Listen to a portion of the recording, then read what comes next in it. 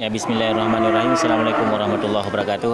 Hadir kembali bersama Campur Channel seperti biasa di Pasar Hewan Grogol ya, setiap hari Selasa tanggal 22 Juni 2021. Ya, di bagian selatan ini, bagian selatan arah timur ini banyak terlihat sapi Aceh ya, dan sapi penggemukannya sapi kategori sapi super. Ya, ini terlihat di depan kita ini satu ekor sapi besar ya, jenis sapi limosin. Ya, belum tahu siapa yang punya, jadi sahabat ternak bisa melihat kriteria sapinya. Ya, ini sapi sudah siap potong tapi masih bisa dipertahankan untuk sapi penggemukan. Ya, terlihat dari tubuhnya ini masih sangat muda. Jadi sebelum kita tanya tentang harga, sahabat ternak bisa melihat kriteria sapinya ya dari sorotan kamera. Ya, mudah-mudahan ini cukup membantu sahabat ternak. Ya, ini sapi limosin ya.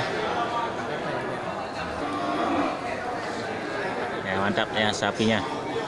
Ya, kita akan coba cari ukuran sapi-sapi super ya, sapi besar yang masuk di tanggal 22 Juni dan 22 Juni 2020 ya, 2021. Dan juga terlihat nih sapi indukan besar ya, dari jenis sapi semental.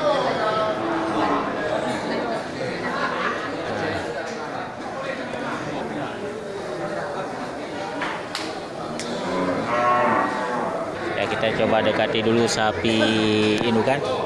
Kita berapa? Aduh, kena yum ya.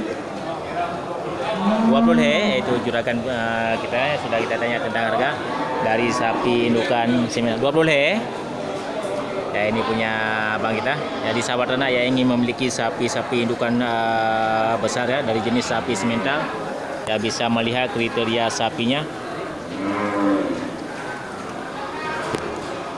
Nyo mantang produktif bang. Nah,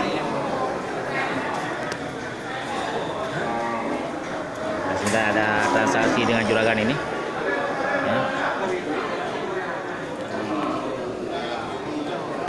Jadi sebelum kita tanya tentang keadaan sapi, sahabat ternak bisa melihat kriteria sapinya. Mantang produktifnya. Itu mana mantang? Indo. Mantang Indo. Ya, mudah api mantap air. 23 juta ya. Jadi sahabat ternak yang ingin memiliki sapi-sapi indukan besar ya, bisa melihat kriteria sapi ya. Ini sapi sangat sempurna. Nyokon bless yang asli barang ya. Mental Amerika. Ya, mantap sini si mental bull ya. Ya, oke, itu dia. 23 juta ini punya abang kita. Tadi untuk sapi besar ini belum tahu siapa yang punya. Begitu. Tak agak bibi kan. Ya, tapi taksiran kita ini di atas dari harga 30 juta ya. Ya, mantap ini sapinya. Oke, kita lanjut.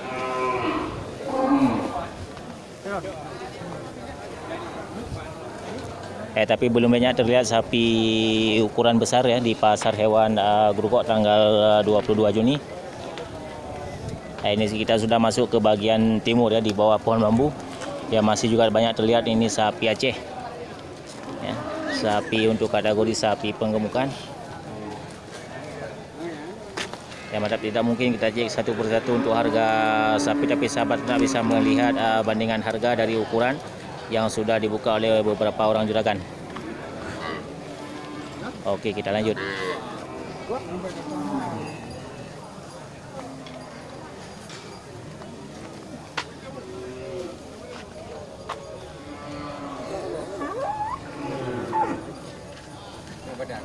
Jadi sorotan kamera untuk semarak suasana.